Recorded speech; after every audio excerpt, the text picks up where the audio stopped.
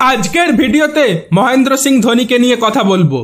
2019 cricket বিশ্বকাপের সেমিফাইনালে নিউজিল্যান্ডের কাছে হেরেছিল ভারত। সেই ম্যাচটিই ছিল ধোনির আন্তর্জাতিক ক্রিকেট ক্যারিয়ারের শেষ ম্যাচ।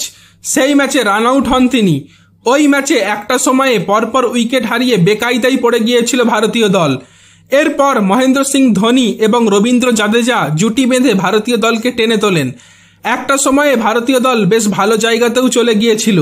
সেখান থেকে তারা ম্যাচ জিতলেও জিততে পারে এমন পরিস্থিতি তৈরি হয়ে গিয়েছিল। তবে মোক্ষম সময়ে ধোনি রান আউট হয়ে যাওয়ার পরে আর ভারতীয় দল পেরে ওঠেনি। বিষয়টি নিয়ে এতদিন বাদে মুখ খুলেছেন মহেন্দ্র সিং ধোনি। তার মতে ওই হারটা ছিল অত্যন্ত হৃদয় বিদারক হার। এক ইভেন্টে ধোনি বলেছেন, ওই মুহূর্তটা ছিল খুব কঠিন মুহূর্ত, কারণ আমি জানতাম এটা আমার শেষ বিশ্বকাপ, ফলে ম্যাচটা জিততে পারলে খুব ভালো লাগতো। আমার কাছে ওটা খুব হৃদয় বিদারক মুহূর্ত ছিল। তারপরেও আমাদেরকে ওই ফলাফলটা মেনে নিতে হয়েছে। বিষয়টি ছিল খুব হৃদয় বিদারক। এর পরে কথা বলবো মাহিরাট জুটিকে নিয়ে। সম্প্রতি কোহলির সঙ্গে সম্পর্ক নিয়ে মহেন্দ্র সিং ধোনি বলেছেন, বিশ্ব ক্রিকেটে বিরাট অন্যতম সেরা ক্রিকেটার। ওর সঙ্গে ব্যাট করতে খুব ভালো লাগতো, কারণ আমরা অনেক 2 রান 3 রান নিতাম দৌড়ে, যেটা আমি ব্যক্তিগতভাবে বেশ উপভোগ করতাম।